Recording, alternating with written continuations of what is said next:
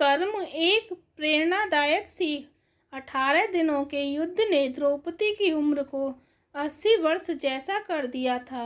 द्रौपदी कृष्ण को देखते ही दौड़कर उनसे लिपट जाती है।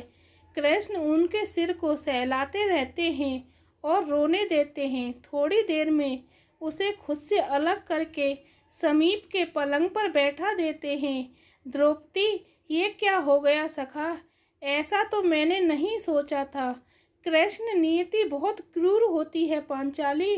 वह हमारे सोचने के अनुरूप नहीं चलती। वह हमारे कर्मों को परिणामों में बदल देती है।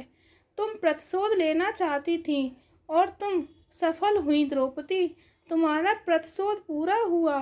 तुम अपने कर्मों में थोड़ी सी दूरदर्शिता रखती तो स्वयं इतना कष्ट कभी नहीं पाती।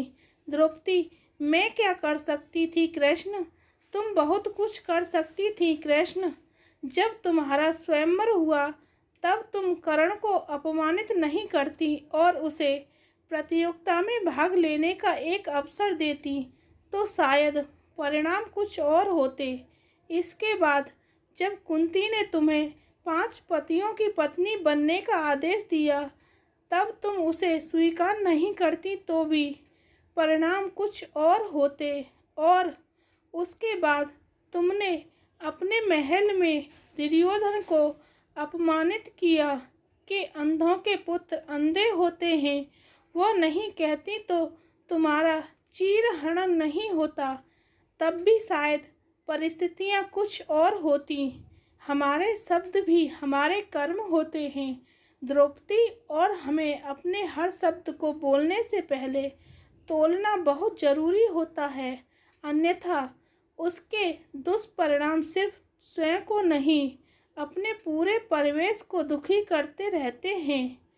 संसार में केवल मनुष्य ही एकमात्र ऐसा प्राणी है जिसका जहर उसके दांतों में नहीं, शब्दों में है। इसलिए हमें शब्दों का प्रयोग सोच समझकर करना चाहिए।